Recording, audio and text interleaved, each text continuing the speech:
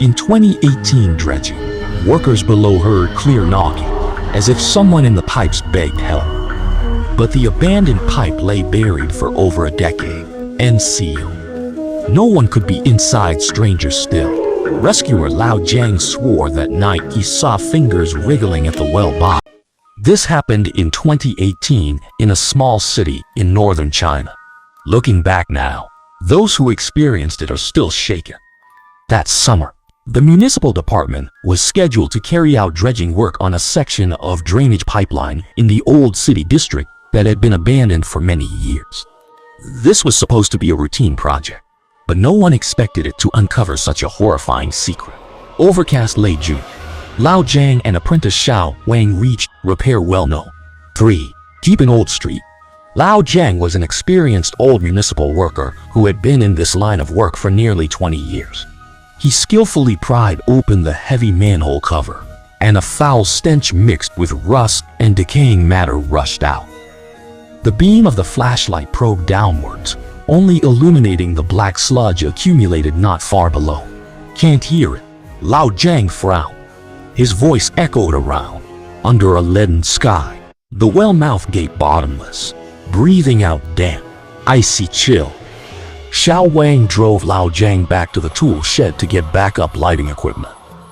During this time, Lao Jiang used his walkie-talkie to call another coworker, Lao Li, for assistance. No one expected that within just half an hour, things would start to take a bizarre turn.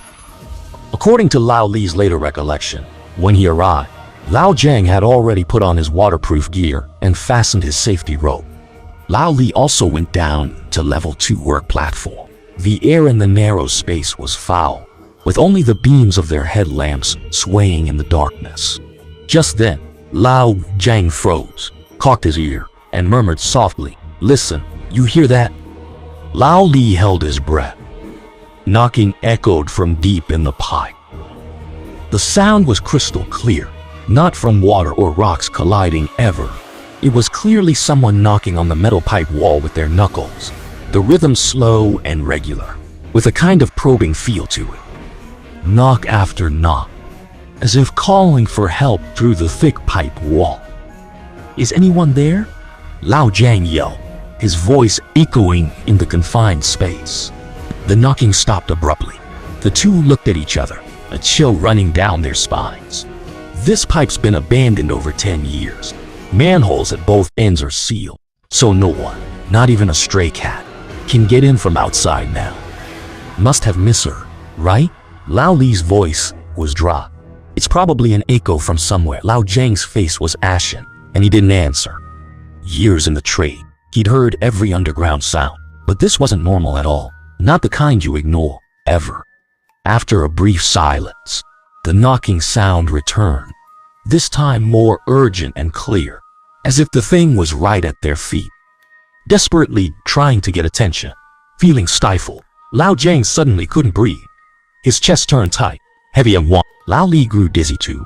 He pushed himself, on sheer will, up to the first floor, then staggered out to ground level. At the well mouth, he panted and yelled down, "Lao Jiang! Lao Jiang! Up!" There was no response from below. Only that eerie knocking sound continued relentlessly. Lao Li panicked, yelled, "Lao Jiang's still below now. Toss me the rope. I'll climb down and haul him up." Just then, a passing old man murmured, "Don't climb down. Whoever does will die." The warning hit Lao Li like ice water, chilling him from head to toe instantly. Rescuers arrived fast. A train crew descended and found Lao Jiang collapsed on the second level below, unconscious. Though rushed to the hospital, he later died that night. The official cause of death was asphyxiation due to lack of oxygen. An experienced old worker died inexplicably in this manhole, just like that. The accident report attributed the cause to improper procedures, but his co-workers all had doubts. With Lao Jiang's experience, how could he make such a basic mistake? What was that knocking sound from underground that day?